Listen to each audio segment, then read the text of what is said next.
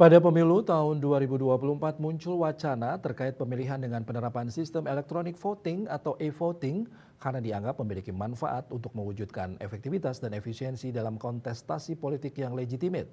Namun, ada beberapa syarat yang harus dipenuhi, salah satunya penguatan keamanan cyber atau cyber security dan menjaga kepercayaan masyarakat.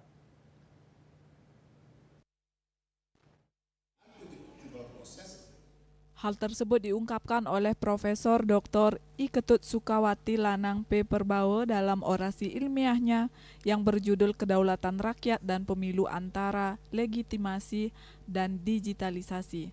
Guru besar anyar di bidang hukum pemilu yang baru saja dikukuhkan ini mengatakan, dalam sistem demokrasi modern, legalitas dan legitimasi pemerintah menjadi faktor yang penting. Legalitas berkaitan dengan pembentukan pemerintahan yang harus didasarkan kepada hukum. Di pihak lain, pemerintah juga harus legitimate, di samping legal juga harus dapat dipercaya. Berkaitan dengan legitimasi, ada 4 hal penting dalam menilai sistem pemilu, yaitu electoral law, electoral process, electoral body, dan dispute elektoral. Guna menciptakan pemilu yang bersih dari money politik, bansos, dan penggunaan kekuasaan untuk memengaruhi pemilih, salah satu solusi yang bisa dilakukan adalah menggunakan tools untuk e-voting. Penerapan e-voting harus memenuhi beberapa syarat, diantaranya tidak melanggar asas langsung umum bebas rahasia, jujur dan adil, serta memperkuat security cyber sehingga tidak ada kebocoran ataupun manipulasi dalam sistem pemilu. Semua hal ini sangat memungkinkan karena melihat pemilih ke depan hampir di angka 60% anak-anak muda. Dari 40 tahun ke bawah, umur pemula dan sampai 35-40 tahun itu hampir di 60%. Sehingga anak-anak muda ini sebagai pemilih generasi ke depan sangat menginginkan ada pola digitalisasi atau pola pemilihan dengan e-voting. Melihat juga pertarungan perkembangan dianggap mahal karena biaya mahal dianggap juga banyak fraud, jadi ini salah satu tawaran.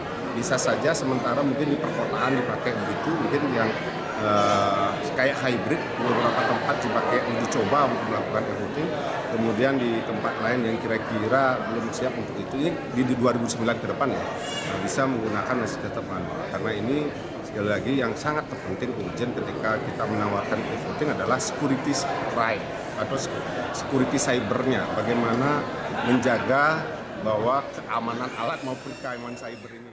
Sementara itu, Majelis Kehormatan Mahkamah Konstitusi Profesor Dewo Gede Palguna mengatakan, e-voting di pemilu dapat diterapkan dengan syarat harus bisa menjaga trust atau kepercayaan masyarakat.